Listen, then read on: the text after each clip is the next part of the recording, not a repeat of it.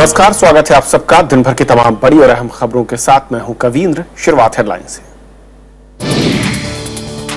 विवादित अध्यादेशों से जुड़े बिल पर सरकार और विपक्ष में समझौता। कोल और एमबीआर बिल सिलेक्ट कमेटी में भेजा। 18 मार्च तक आएगी रिपोर्ट।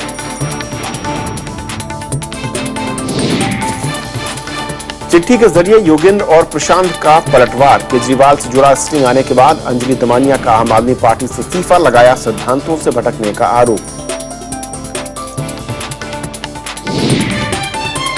कोयला घोटाला मामले में मनमोहन सिंह आरोपी। 8 अप्रैल को कोर्ट में पेश होने का समन। बीजेपी ने की आरोपियों को सजा की मांग। बिहार विधानसभा में नीतीश कुमार ने किया बहुमत हासिल। जीतन राम मांझी गुट के विधायकों का मिला साथ। बीजेपी का वॉकआउट। भारत और सेशल्स के बीच 4 समझौते। सेशल्स के लोगों को मिलेगा मुफ्त वीजा। प्रधानमंत्री नरेंद्र मोदी का समुद्री सुरक्षा सहयोग बढ़ाने पर जोर।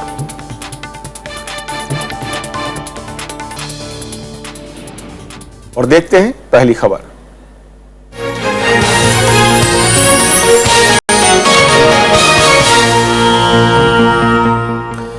अध्यादेशों को लेकर सरकार की बड़ी अड़चन राज्यसभा में आज दूर हो गई। विपक्ष की मांग मानते हुए सरकार कोयला खदान और माइंस व मिनरल्स बिल को अलग अलग सिलेक्ट कमेटी में भेजने पर सहमत हो गई।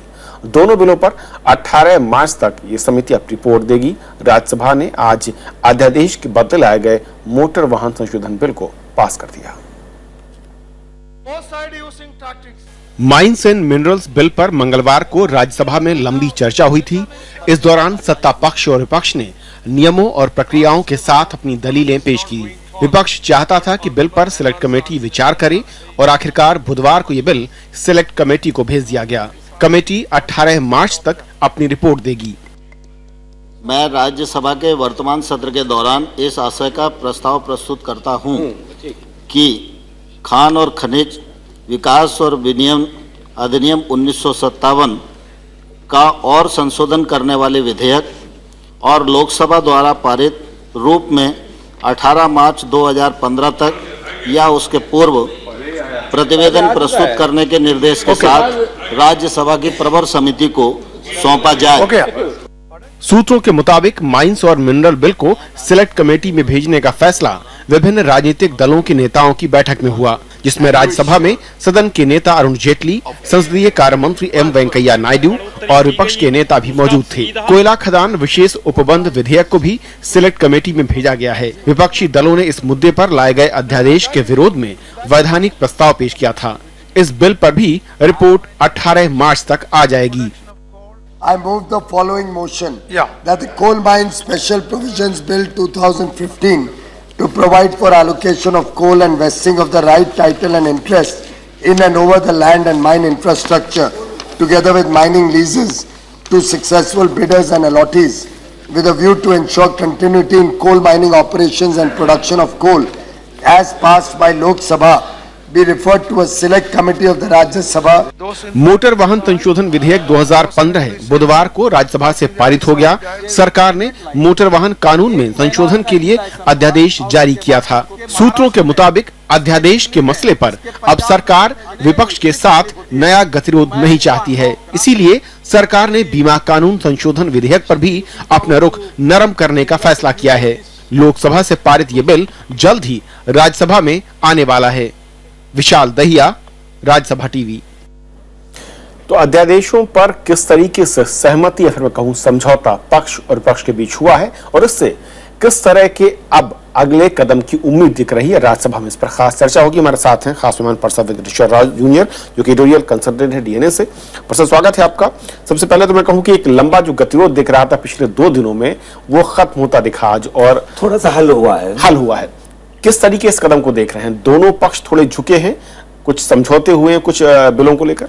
एक तरफ से देखा गया तो रुकावट जो है सियासी था। मकसद में ऑपोजिशन चाहती थी कि सरकार को ये आसानी से कोई बिल पास नहीं करने दें, लेकिन ये जमहूरी सिलसिला है तो उससे कोई किसी को एतराज नहीं हो सकता है। लेकिन बिल के ऊपर कुछ लोगों को राय अपना, यानी बहुत ही जेन्युइन ऑब्जेक्शंस जो थे, एतराज जो थे, उसके लिए सेलेक्ट कमेटी में जाना जरूरी था। और लेकिन सेलेक्ट कमेटी में जाने के बाद जो बहुत वहां पे खुला बहस होगा, उसके बाद ऑपोजिशन के पास ये कोई क्या कहते हैं मौका नहीं रहेगा कि इसके खिलाफ रहेंगे हम। जब वोट करना बहुत जरूरी हो जाता है, क्योंकि सेलेक्ट कमेटी के बाद, क्योंकि सेलेक्ट कमेटी में हर पार्टी के मेंबर होते हैं, तो एक तरह से देखा गया तो एक मिनी हाउस है जो सेलेक्ट कमेटी में बैठकर बहस करता है और आमतौर पर एक डिसीजन या एक राय पर, आम राय पर पहुंचते हैं। तो मुझे लगता है कि शायद ये एक बहुत अच्छा सिलसिला है कि एक कॉम्प्रोमाइज हुआ है, लेकिन कॉम्प्रोमाइज ऐसा देखना नहीं चाहिए कि सरकार की हार हुई या ऑपोजिशन का जीत, इस रंग में नहीं देखना चाहिए कि ये डेमोक्रेटिक प्रोसेस है, ये ठीक चल रहा है। लेकिन जिस तरीके से शुरुआत हुई थी राज्यसभा में सत्र में, सरकार फिलहाल 2 बिलों को सिलेक्ट कमेटी में भेजने पर तैयार हुई और पक्ष की ये मैं कहूं कि मांग भी थी। क्या ऐसा लगता है कि एकीकृत यानी कि एक जो एकता थी विपक्ष की, उसके चलते सरकार को कहीं इस कदम की ओर बढ़ना पड़ा, या फिर सरकार इससे पहले जो मैं कहूं संगठित विपक्ष नहीं हुआ करता था, तब उसका फायदा उठाते हुए बिलों को आसानी से अपने तरीके से पास कराती रही? लेकिन ऑपोजिशन का जो क्या कहते हैं इत्तेहाद रहा है या यूनिटी रहा है वहां पे, उससे सरकार को पीछे हटना जरूरी हो गया था, उनका मजबूरी बन गया था। तो एक अगर देखा जाए तो ये पूछना सवाल ये उठता है कि ये बिल्स के ऊपर जो ऑब्जेक्शंस निकल रहे हैं वो सिर्फ सियासी है या पार्टी वाइज है या बहुत ही जेन्युइन है, कॉमन मैन से जुड़े हुए हैं कि उनको सही तरीके से, सही मकसद से उनको कोई ऑब्जेक्शंस है कि उसमें कुछ अमेंडमेंट्स या तरमीम होना चाहिए। मुझे लगता है कि ये पॉलिटिकल बैटल चल रहा है क्या कहते हैं जद्दोजहद के इस पर। तो ठीक है, कॉम्प्रोमाइज हुआ है, लेकिन जब हम बहस करेंगे तो ऑपोजिशन को यह कहना जरूरी होगा किस बात पर वो इसको अपोज कर रहे थे और किस बात पर इनको सपोर्ट करेंगे। और सरकार को भी अपना रवैया बदलना होगा कि उनको समझाना पड़ेगा कि क्यों लाना चाहते हैं और क्यों इन सबके सहमत हासिल करना चाहते हैं। ऐसा नहीं कि उनके पास, क्योंकि लोकसभा में उनका मेजॉरिटी है, तो मेजॉरिटी के बलबूते पर हम किसी भी बिल को किसी तरीके से भी पास कराएंगे, वो मुश्किल है।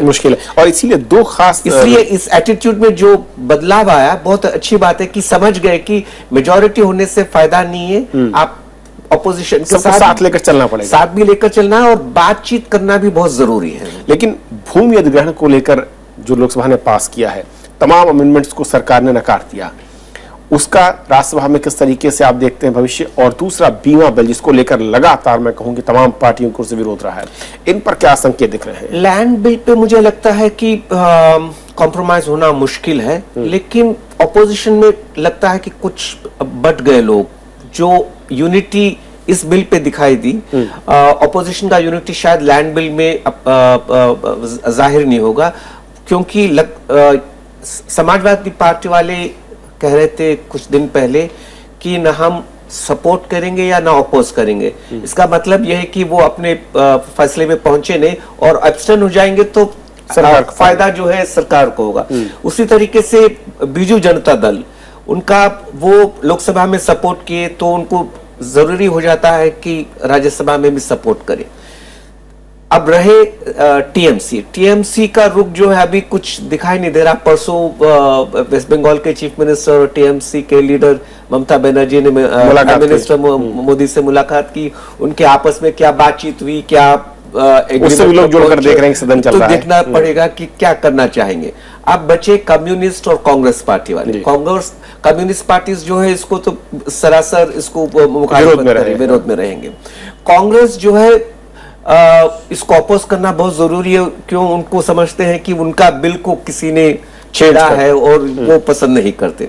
लेकिन इंश्योरेंस बिल पे उतना डिफरेंसेस नहीं है बीजेपी और कांग्रेस के बीच में जितना लैंड बिल यानी कि बहुत अहम है कि राज्यसभा में लैंड बिल जब आएगा तो किस तरीके से मैं कहूं कि सहमति या समझौता होता है या फिर किस तरीके से सरकार को विरोध का सामना करना पड़ता है। लेकिन कोशिश तो करेंगे कि शायद एसपी और बीजेडी और टीएमसी को अगर साथ ले चले तो आसान हो जाए कुछ सफर, तो मुमकिन है कि पास हो जाए। अगर नहीं हुआ तो मुझे लगता है कि क्योंकि सरकार, बीजेपी का सरकार इस पर बहुत डटा हुआ है कि लैंड बिल किसी भी तरीके से जाए, क्यों? उनका कहना है कि अगर इंफ्रास्ट्रक्चर प्रोजेक्ट्स या डेवलपमेंट या इकोनॉमिक, उसके लिए ये बहुत जरूरी है। बहुत बहुत शुक्रिया इस पूरी चर्चा में शामिल होने के लिए। तो ये थी हमारी आज की पहली खबर।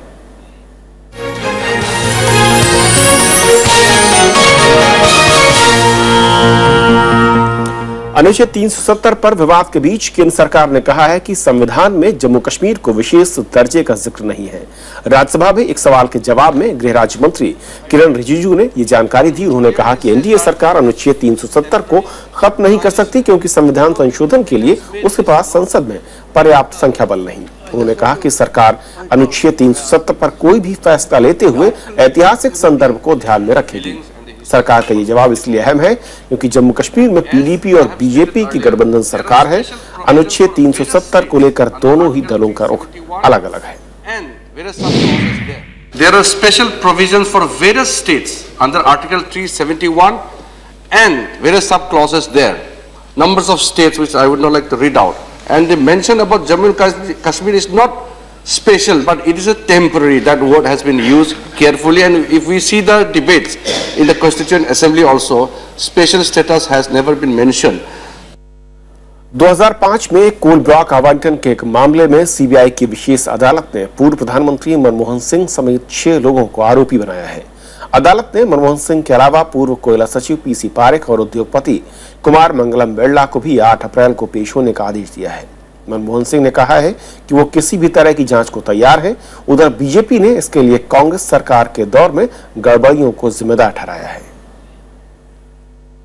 2010 में दर्ज हुए कोयला ब्लॉक आवंटन मामले में इस साल जनवरी में हुई सीबीआई की पूछताछ के बाद पूर्व प्रधानमंत्री मनमोहन सिंह को अब आरोपी बनाया गया है।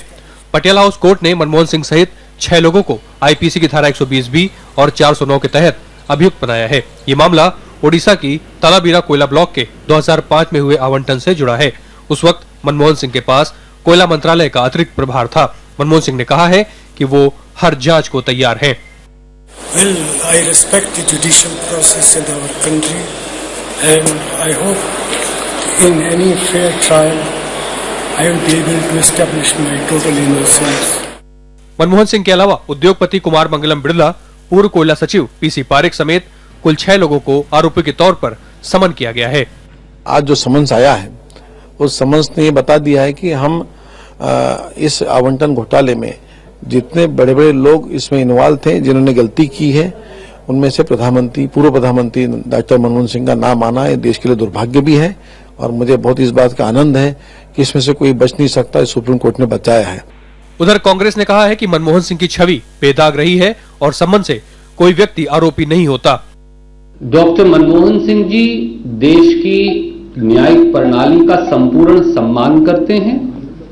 अपने कानूनी हकों के अनुरूप जरूरी न्यायिक प्रक्रिया में वो संपूर्ण तौर से भागीदार रहेंगे।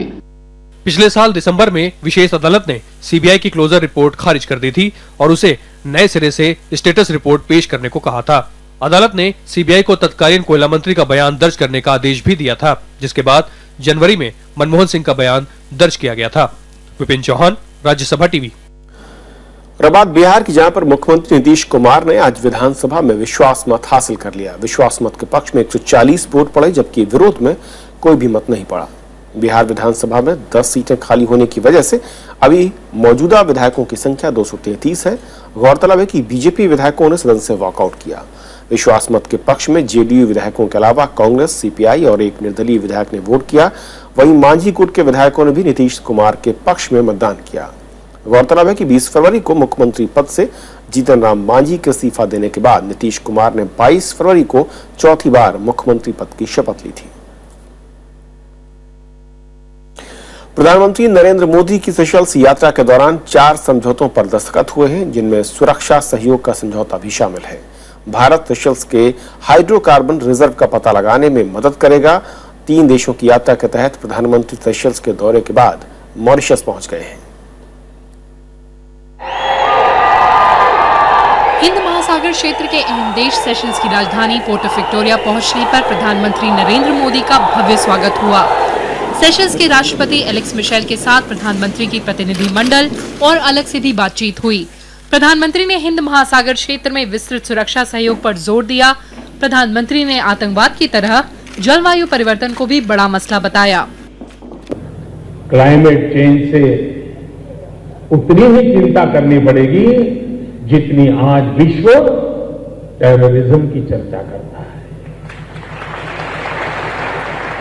जितना संकट आतंकवाद से नजर आता है, गहरा लगता है, उतना ही इन छोटे छोटे आइलैंड पर रहने वाले लोगों के लिए क्लाइमेट चेंज के कारण संकट महसूस होता है। प्रधानमंत्री ने 3 महीने के लिए सेशल्स के नागरिकों को निःशुल्क वीजा देने की घोषणा भी की। सेशल्स को वीजा ऑन अराइवल की भी सुविधा मिलेगी। भारत सेशल्स को दूसरा डोनियर एयरक्राफ्ट भी देगा और साथ ही प्रधानमंत्री ने तटीय रडार निगरानी प्रणाली का भी उद्घाटन किया। Bureau report, Rajya Sabha TV. और बात वर्ल्ड कप की, जहां पर क्रिकेट के पूल ए के मुकाबले में श्रीलंका ने स्कॉटलैंड को 148 रनों से हरा दिया। बाद में आज का मैच पूरी तरह श्रीलंकाई बल्लेबाज कुमार संगकारा के नाम रहा। संगकारा ने 139 गेंदों पर शानदार 124 रन बनाकर कई रिकॉर्ड अपने नाम किए। वनडे मैचों और वर्ल्ड कप क्रिकेट में लगातार 4 सेंचुरी बनाने वाले दुनिया के पहले बल्लेबाज बन गए। टॉस जीतकर पहले बल्लेबाजी करने उतरी श्रीलंका की टीम ने 50 ओवर में 9 विकेट पर 363 रन बनाए। जवाब में स्कॉटलैंड की पूरी पारी 43.1 ओवर में 215 रनों पर ही सिमट गई। श्रीलंका की तरफ से दिलशान ने भी 104 रनों की शानदार शतकी पारी खेली। तो खबरों के सफर में इतना ही। नमस्कार।